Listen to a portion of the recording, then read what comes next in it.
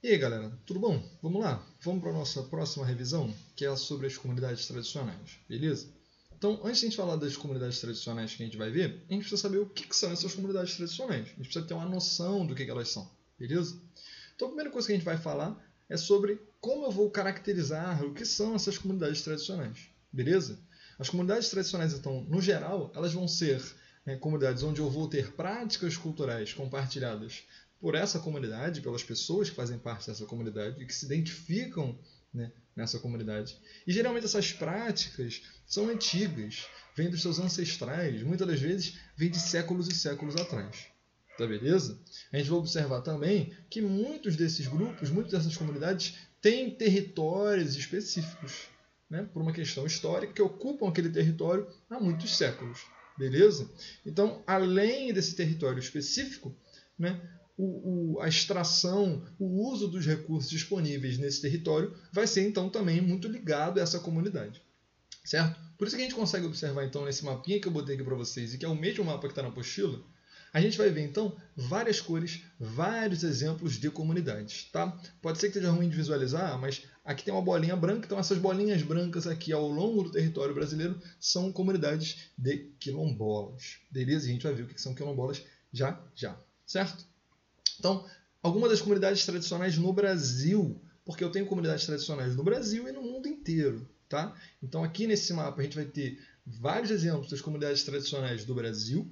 Beleza? Vamos ver alguns desses exemplos. E se eu for analisar o mundo inteiro, eu vou ter vários e vários exemplos de comunidades tradicionais com culturas muitas das vezes milenares. Tá beleza? Então, o primeiro grupo que a gente vai falar aqui no Brasil, na verdade, os primeiros grupos, certo? São dos indígenas, beleza? A gente não tem muito uma certeza da origem desses grupos, mas estima-se que a origem deles tenham vindo da Ásia. Se a gente parar para reparar, vários grupos, né, várias etnias presentes na América Latina como um todo, têm uma certa semelhança com povos asiáticos. Certo? Então, né, há uma questão aí de proximidade étnica que pode ajudar a explicar essa história aí. Beleza? Então a gente fala principalmente da época do descobrimento do Brasil, né, da chegada dos europeus, na verdade, ao que era o Brasil, até agora. Então a gente fala de 1500 basicamente para cá, quando a gente começa a falar dessas comunidades indígenas. E é importante a gente frisar que índio, comunidades indígenas, não são a mesma coisa. Eu tenho vários grupos indígenas, eu tenho várias línguas, várias culturas diferentes, mesmo dentro, né, dessa categoria dos indígenas. Então, a gente, quando fala indígenas, a gente já está juntando vários grupos bem diferentes, beleza? Com tradições, né, bem antigas. Beleza? Tem uma relação diferente, né, com a terra, certo? Que eles ocupam. Aí eu botei para a gente aqui, ó, genocídio.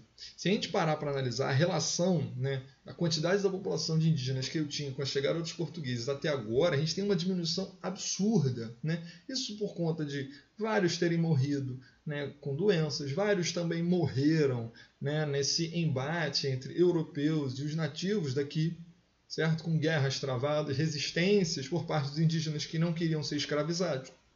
Beleza? Então a gente vai observar toda essa relação. Hoje em dia, o que a gente já tem? A gente já tem a FUNAI, né, que vai ser quem vai, né, representar os grupos indígenas, vai prover, né, medidas de proteção para esses grupos, vai tentar, né, fazer uma inclusão maior deles na sociedade e, inclusive, a própria inclusão desse grupo no censo do IBGE é uma conquista para esse grupo. Beleza? Até porque eles são parte do Brasil, eles são parte da população brasileira, mesmo que com costumes diferentes. Beleza? Outro grupo, outra comunidade tradicional que a gente vai ver é a comunidade tradicional dos quilombolas. Eles que são descendentes de africanos escravizados, né, na época do Brasil, né, escravocrata. Beleza? E o que eles vão ter de demandas hoje? Eles têm demanda pela regularização da terra deles. Beleza? A terra que eles ocupam. Então eles querem estar numa terra, né, regulamentada, com documento, terras que eles ocupam há séculos. Beleza? Eles também têm necessidade de condições básicas de infraestrutura. Então, eles vivem em condições muito precárias. Então, o que eles estão demandando são condições de infraestrutura para eles poderem, né, plantar e sobreviverem, né, dessa subsistência deles, principalmente. Além de uma maior participação social e econômica. Então, se eu fico isolado no Brasil, eu fico literalmente distante da sociedade, eu não consigo me inserir nessa sociedade brasileira. beleza? É uma das dificuldades de algumas comunidades tradicionais. Show?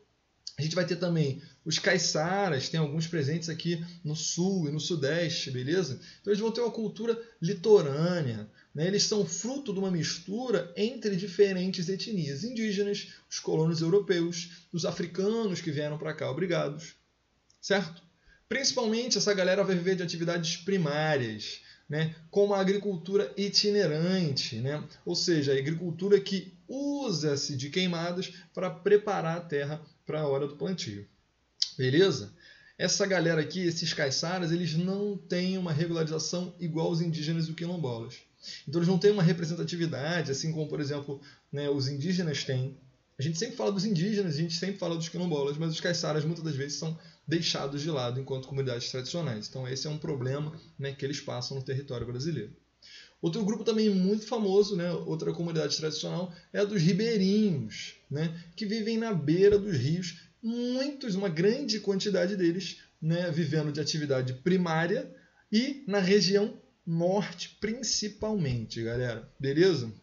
Vários deles são descendentes de nordestinos que se mudaram para a região norte, principalmente com o ciclo da borracha. Então, muitas pessoas saindo do Nordeste, que estava passando por uma seca histórica, e foram para a região norte, né, para investir, para produzir durante esse grande boom da borracha, essa grande produção, né, extração de látex. Beleza? Detalhe, olha aqui, ó, eles só foram reconhecidos enquanto comunidade tradicional em 2008. Beleza? Então isso é praticamente ontem, né? Se a gente parar para analisar há quanto tempo eles já ocupam essas áreas. Beleza?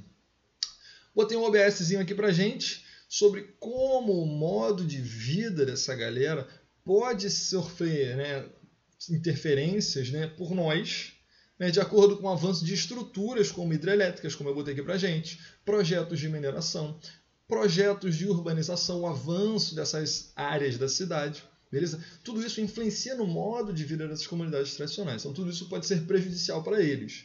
Né? Presta atenção que quando eu falo que isso é prejudicial para eles, eu não estou falando que necessariamente temos que parar com a urbanização, parar de construir hidrelétricas.